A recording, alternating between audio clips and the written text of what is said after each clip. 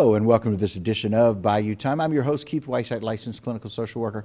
Thank you so much for joining us. Whoever may be joining us, we appreciate it very, very much. And we're always glad to get people to come in and kind of share with us how things are really going, sharing with us about what's being provided for us in the area as we continue to recover from Hurricane Ida. Always glad to have some of the specialists, especially those with FEMA, as we welcome back to the program. Gerard Hamnick, welcome to the program. Thank you. Thanks for having me back. Absolutely. And Gerard's the FEMA Media Relations Specialist.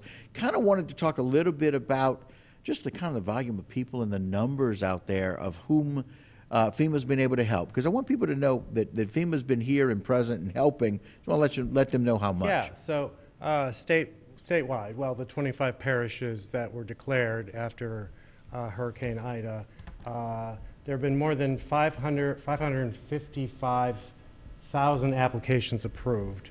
Wow. And that is grants totaling $1,045 million. So breaking it down for Terrebonne Parish, more than 32,000 applications have been approved, and the grants have totaled more than $127 million. And for Lafourche, it's 27,000 applications approved with more than $102 million in grants, mostly going into directly deposited into people's bank accounts. Sometimes if they don't do that, they don't want to do that, we send out a check. Right. So those numbers are going to, they increase daily as people, work their cases, as their appeals go through. Right. And that's what, is happening at our disaster recovery centers that remain open in Lafourche and Terrebonne. That's, where people go to work their cases because it's a federal program. There's Sure. lots of options. Right. It gets kind of complicated. So we just want to remind people that there are those disaster recovery centers where they can go in Terrebonne at the Civic Center and Right. and Montague at the recreation center grounds there. And then in Lafourche, it's at the Tarpon Heights Shopping Center in Cutoff, and at the government offices in Raceland. In Raceland. Okay, and let's the hours that those are available. Oh, that they're those are, staffed. available Monday through Saturday, 9 a.m. to 6 p.m., Monday through Saturday. 9 a.m. to 6 p.m. Monday through Saturday. And so you got 6 days a week, and y'all are really available for a lot of time slots for people to be able to go in and just ask questions. Exactly. And just kind of find out what is needed and maybe the status of their application. Exactly, because people are sitting and wondering. It's hard to be patient. It is. And so just maybe a little information can help them. Right. Understand what's going on. But the recovery is, it's indicating the long road. I just wanted to mention that FEMA continues to pay for hotel rooms for about 3,800 households. Wow. So that's 3,800 households are still in hotels, and that's about 680 households from Terrebonne and 240 from Lafourche. So. They're and FEMA works with them and asks what their status is, and that number, I see it drop, Right. as people are able to go back to their homes or find some other housing. But that's still a big, a large number. A large number, and there's a whole lot more people that are in hotels. Like my wife and I, just this week, we were in a hotel for 15 days, and just recently have some alternate living options, and that's always a good thing. And so those are incredible numbers. Just again, for 555,000 applicants in the state, I think people need to wrap their heads around how difficult that's got to be to process. That's a lot. Yeah. But again, 32,000 applicants or applications have been received in Terrebonne Parish, 27,000 in Lafourche, and more than $229 million paid out to help people in the areas. That's a lot. And oh my gosh, $1.45 billion overall. And Keith, you just mentioned before we started that your situation with your had changed and you were, talking to your insurance company, and situations change. So that's why it's always good to, keep in touch with FEMA if your situation does change. Right. Because maybe someone was, renting, and then they're being, evicted because the owner needs to do repairs on that Right. on that building. Well, that's a change that you can inform FEMA about, and then possibly get additional assistance. Right. So we don't want to assume that the help you're getting now is the end all be all. You can talk to them about options that change. 'Cause Exactly. things are just like that. As people can find water damage even after water remediation has been done, or even after stuff has been cut out. There's lots of things that can happen. We live in a very moist area, and so things can do that and change. And so it's really one of the things we need to continue to work on and figure out. But I'm very glad to get the updates for the numbers, Gerard, and how the number of people that you're helping, the number of people that have applied, and how that may change. But you made a comment at the end of the last segment that really hit home with me, is that if something changes, go back out to the Disaster Recovery Center and talk to people and let them know. Let the FEMA representatives know that something's changed so that they can help you make those changes. Maybe do a different application or to do an annexation to that. Update it, yeah. You update it. Yeah. And so, again, we still have several of those. There's 2 in Lafourche, there's 2 in Terrebonne Parish, and, of course, some of the larger hit areas here, and the volume of things that are available. We want people to know that you can go out and get more help.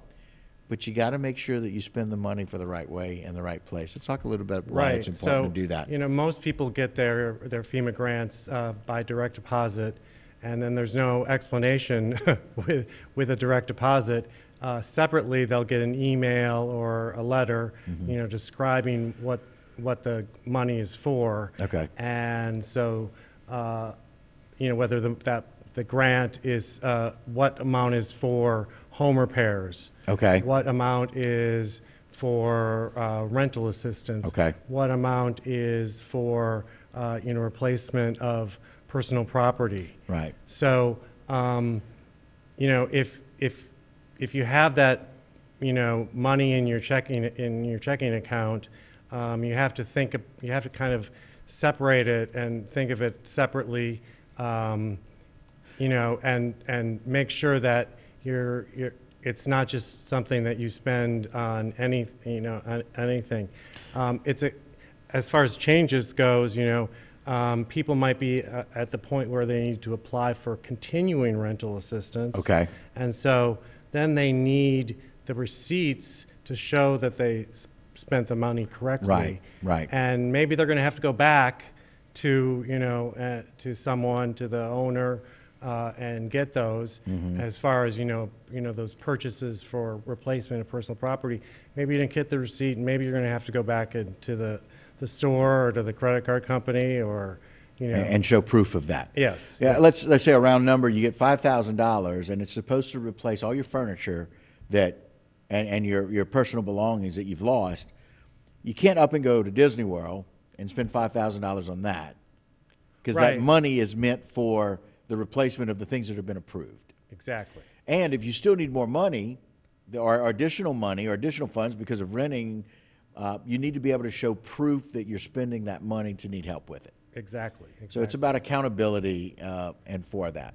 Right, and all all the rules are to protect taxpayer money, because we all people in Louisiana who are affected by this storm, this is for them. It's approved by Congress, the Disaster Relief Fund, but FEMA still has to be a good steward of the taxpayer money. Got to manage those funds the right way and make sure that we individually have some accountability. The other thing is that FEMA's not going anywhere. They're here, and they're going to continue to help. And actually, there are some opportunities that people have to get assistance, and FEMA may need some help doing that, even hiring people to help.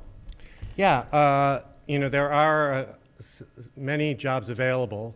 That and so people can go to usajobs.gov and find out about all the positions that are available.